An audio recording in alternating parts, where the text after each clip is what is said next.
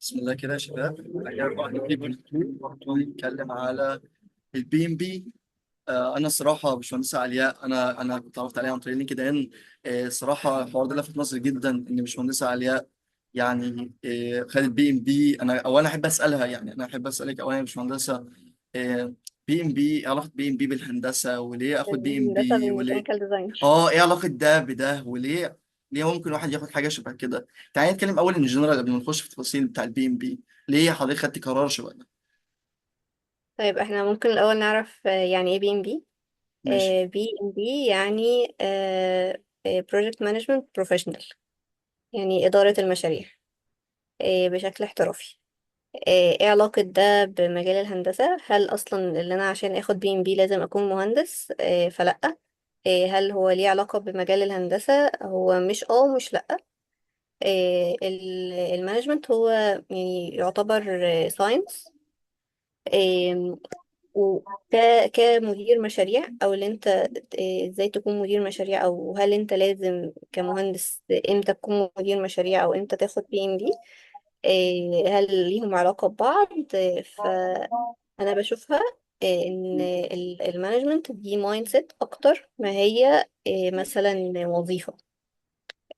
ان البي ام بي اختصاصها ايه او جواها في ايه؟ البي ام بي هو عبارة عن شوية مجالات معرفية. كل مجال معرفي منهم بتطبق فيه مراحل معينة بتطبقها في المشروع بتاعك. ايه هي المراحل دي، او مثلا ايه هي المجالات المعرفية دي؟ بتطبقها ازاي على مشروعك؟ هو دي بقى التفاصيل بتاعة البي ام بي. البي ام بي ممكن باختصار شديد نقسمها لمنهجين هما اللي فيها: ووتر فول واجايل. كلمة اجايل هتلاقيها بتتكرر كتير بقالها فترة. لا، انت لازم تكون اجايل في الشغل اكتر، لازم تكون كده. هي طلعت من البي ام بي اكتر. هل ان انا اشتغل بمنهجية الاجايل يبقى انا كده شخص حلو قوي؟ ولا انا لو اشتغلت ووتر فول هي حاجة تكرارية، انا كده شخص لا مش كرييتيف؟ فلا. هي دي منهجية ودي منهجية. هنا بنطبق فيها مراحل معينة، وهنا بنطبق فيها تولز معينة. في الحالتين الموضوع انت كبروجكت مانجر، سواء مهندس او مش مهندس، الموضوع لازم يكون في المايند سيت بتاعتك. بتستخدم التولز بتاعة الإدارة علشان تغير فكرك. في جملة دايما كده في الجزء بتاع الأجايل كانت بتتقال لنا: being agile not doing agile. يعني انت من نفسك بتكون شخصيتك اجايل، وسهل اللي انت يعني تاخد الصدمة تتعامل معاها، ما مم. تقفش فيها او كمان ما تخبطش فيها. اكتر من اللي انت ايه ده الاجايل بيقول واحد اتنين تلاتة فانا هعمل واحد اتنين تلاتة عشان اكون اجايل. لا، ده عكس فكر الاجايل تماما يعني. ما ينفعش تحط سكريبت وتمشي عليه في فكر الاجايل. عكس الووتر فول اللي مثلا بيبقى محطوط مراحل معينة. انا في مرحلة initiating، بعدها planning، بعدها executing، بعدها monitoring، وفي الاخر خالص closing. فكل مجال معرفي جوه المشروع بتاعك بتطبق عليه المراحل دي. هل لو انا مشيت كده هكون لا شخص بيطول وشخص دوكيومنتد قوي وكده؟ لا، يعني على حسب كل مشروع. المدير المشروع الناجح هو اللي بيعرف يستخدم المنهجية بتاعته، هيمشي المشروع بتاعه ازاي. نفس الفكرة في مشاريع يعني مش بتكون محتاجة وقت طويل أو محتاجة تفاصيل كتير. فكمدير مشروع ممكن يختار إن هو يروح لسكة الأجايل، بحيث اللي هو يسلم حاجات تدريجية. يطلع يعني جزء. مثلا أنا كمهندس بعمل ديزاين، لازم مطلوب مني الاول. انا كلاينت عندك، عايزه اشوف اي حاجه في المنتج ده، وريني اي حاجه، وريني دروينج، وريني كده. فهمشي معاك اجايل ان انا اسلمك حته بحته. عكس لو همشي معاك منهجيه الووتر فول، لا لو سمحت، انا بحب اعمل لك حاجه مختلفه، انوفيشن. ما ينفعش كل شويه تديني تفاصيل كتير. انا بسلمك في الاخر منتجك الكامل. فدي منهجيه ودي منهجيه. هنا ليها متخصصين وهنا ليها متخصصين، وعلى حسب فعلا كل مشروع. ما ينفعش في النقطة دي أقول لك ان انت تمشي كبروجكت مانجر، او مثلا كليدر في حته، تمشيها كده بشكل نسبي، او انا عشان انا بحب الاجايل فاشتغل كل مشاريع اجايل، او انا بحب الحاجات اللي انا امشي على بلان معين فامشيها ووتر فول. لا، هو على حسب فعلا المشروع، مش على حسب الشخص. هو انا بشوفها كده يعني. حته بقى ايه علاقه البي ام بي يعني السؤال ده. بميكانيكال ديزاين؟ بشكل شخصي، انا كنت مهتمه جدا بمجالات المجالات المعرفيه اللي ليها علاقه باداره المشاريع من وانا في الكليه. لان اوريدي في السلكتيف كورسز اللي كانت عندي في ثالثه ورابعه كان في جزء عن الفيزابيلتي ستادي، والحاجات بقى اللي بتكمل وراها في المجالات دي، فانا كنت انترستد بالحته دي جدا. آه، فعلشان كده يعني كنت بروح في السكه دي شويه يعني. فمن بعدها ك ار ان دي انجينير مثلا، انت طبيعي بتبتدي الديزاين بتاعك من قبل البلاننج ليه، او من قبل اللي انت تفكر في ديزاين فيه خطوات كمان ما قبل ذلك. فاللي هي حته بتاعت feasibility study بتاعت المشروع او بتاعت البرودكت. ويعني ايه اصلا كلمة feasibility study؟ اللي هي دراسة جدوى للمشروع، او هل اصلا الحاجة دي ليها اهمية ولا لا، طب جت منين، طب هتروح بعد كده لفين.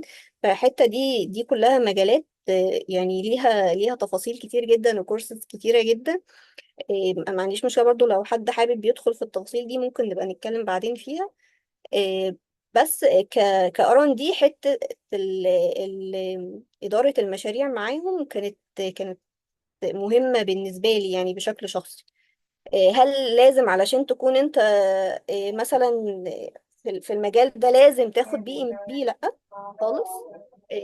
انا كان اول لما اتخرجت علشان كنت مهتمة بالمجال، فكنت حابة اكمل بي ام بي على طول. ممكن مثلا بعد ما اتخرجت بسنة او ممكن سنتين.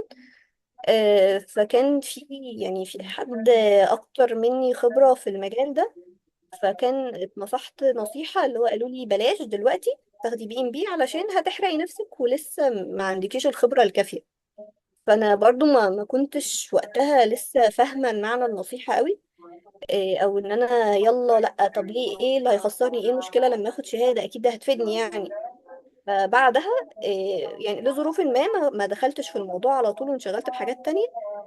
الحمد لله يعني فعلا انا ما خدتهاش في الفتره دي وخدتها بعدها. بعدها لما جيت خدتها انا علشان احتجتها في مشاريع معينه. كنت ابتديت اوريدي ادخل في حته اداره مانجمنت وكده. المشاريع وكده مم. بالظبط.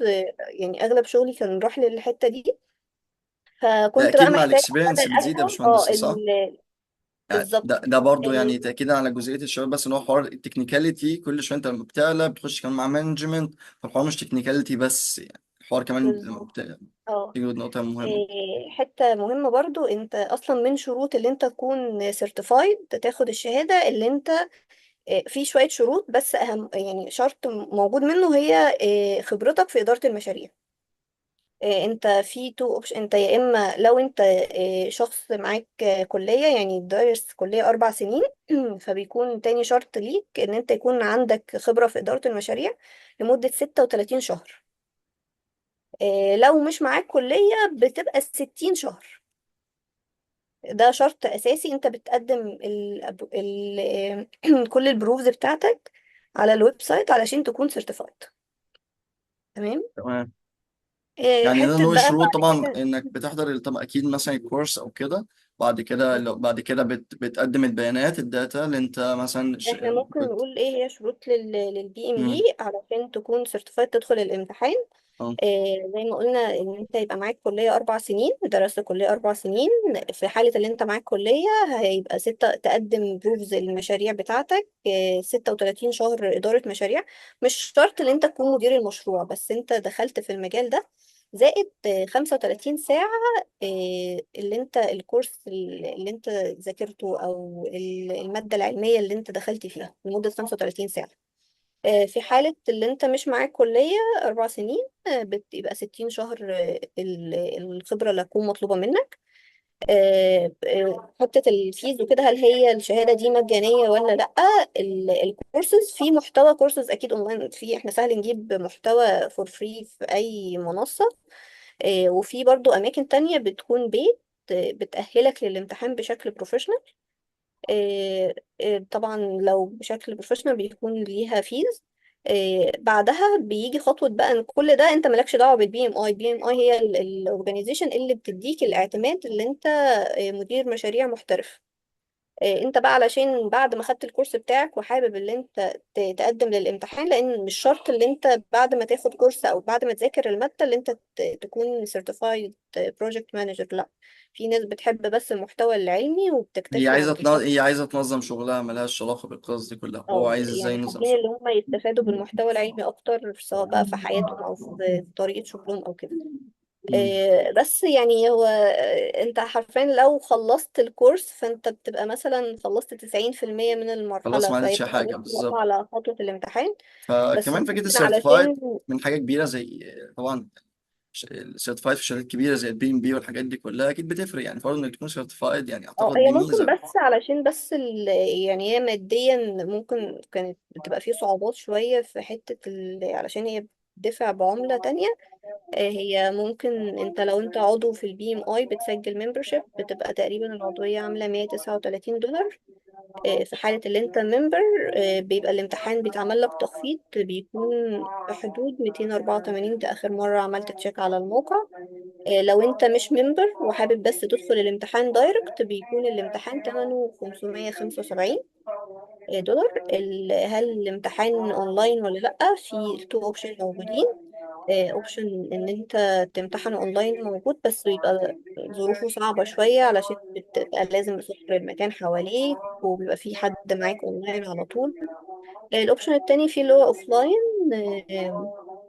في القاهرة، وفي اسكندرية، أظن في القاهرة في الجامعة الأمريكية وفي المكان البحرية، وفي مكان تالت بس أنا مش متذكرة بصراحة. أنا عن نفسي كنت رحت في الجامعة الأمريكية. كان اسهل ان انت او بالنسبه لي انا كظروفي كانت اسهل ان انا امتحن اوفلاين يعني.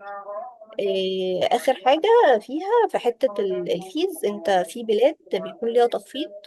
مصر من البلاد دي، فبتقل مثلا فلوس العضويه بدل ما هي 139 بتبقى في حدود 110. على حسب بقى، وفي اكاديميز كتير بتدي برومو كود برضو بتعمل لك تخفيض على حسب لو انت واخد معاهم كورس مثلا علشان تدخل الامتحان، او يأهلوك اللي انت تدخل الامتحان. حلو جدا والله يا باشمهندس، انت يعني فعلا حضرتك اتكلمت باستفاضة، يعني تقريبا جاوبت على الأسئلة كلها.